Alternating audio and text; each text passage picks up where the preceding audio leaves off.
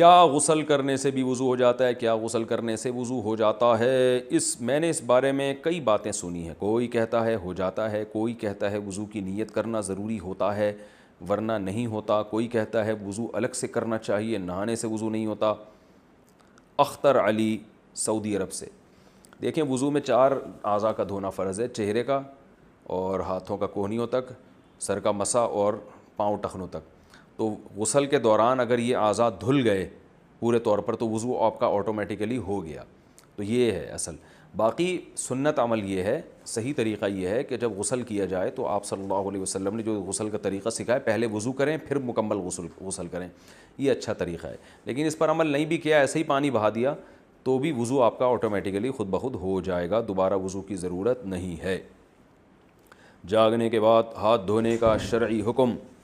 صبح جاگنے کے بعد ہاتھ کو دھونے کا جو حکم ہے، اس کی شرعی حیثیت کیا ہے؟ نیز آج کل نل سے پانی لیا جاتا ہے تو کیا ہاتھ دھونے کے بعد نل پر پانی بہانا بھی ضروری ہوگا؟ مسز فیصل آباد سے. رسول اللہ صلی اللہ علیہ وسلم نے فرمایا: اذا استيقظ احدكم من منامه فلا يغمسن يده في الاناء حتى يغسلها ثلاثا فانه لا يدري اين باتت يده غدا. کہ آپ صلی اللہ علیہ اين باتت يده بلمس، کہ جب تم میں سے کوئی شخص جاگتا ہے تو اپنا ہاتھ برتن میں ہرگز نہ ڈالے جب تک 3 دفعہ دھو نہ لے، کیونکہ اس کو پتہ نہیں ہے کہ اس نے ہاتھ نے رات کہاں گزاری ہے. رات کو گندگی بھی لگ سکتی ہے ہاتھ کے اوپر. تو وہ ہے بالٹی میں ہاتھ ڈالنا، کیونکہ بالٹی میں ڈالیں گے تو پانی ناپاک ہو جائے گا. برتن سے مراد یہ پانی کا برتن.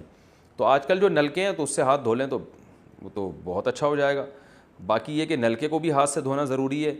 دھو لیں تو کیا جا رہا ہے، تھوڑا سا چلو لے کے نلکے کے اوپر ڈال دیا. تو اس میں البتہ وہمی نہ بنے، کیونکہ پھر وہ جہاں جیسے کرونا وائرس پھیل رہا ہے نا، تو ایسے لوگ سمجھتے ہیں ناپاکی بھی پھیلتی ہے. تو اتنے پاگل ہو جاتے ہیں لوگ اس معاملے میں کہ وہ ایک صاحب نے بتایا کہ میں جب وہ اپنے کپڑے واش روم میں دھوتا ہوں تو چھینٹ پڑتی ہے، تو چھینٹ پڑنے سے وہ کپڑا ناپاک، تو جب میں اس کپڑے کو اٹھاتا ہوں تو میرا ہاتھ ناپاک، تو جب میں نلکے کو لگاتا ہوں تو نلکا ناپاک، پھر میں نلکے کو جب پانی سے دھوتا ہوں تو اس دوران اگر میرا کہیں ہاتھ لگ گیا تو پھر اس کو بھی دھونا پڑتا ہے، پھر وہ دروازے کا کنڈے کو بھی دھوتا ہوں جس کو ہاتھ لگا. تو یہ کرونا وائرس والے اتنی احتیاط نہیں کر رہے جتنا یہ تو اتنا پاگل نہ ہو جائیں. ناپاکی کے مسائل میں بس اعتدال سے چلنا چاہیے. بہت زیادہ غیر محتاط بھی نہ ہو جائیں اور بہت زیادہ احتیاط بھی نہ کریں، درمیان میں.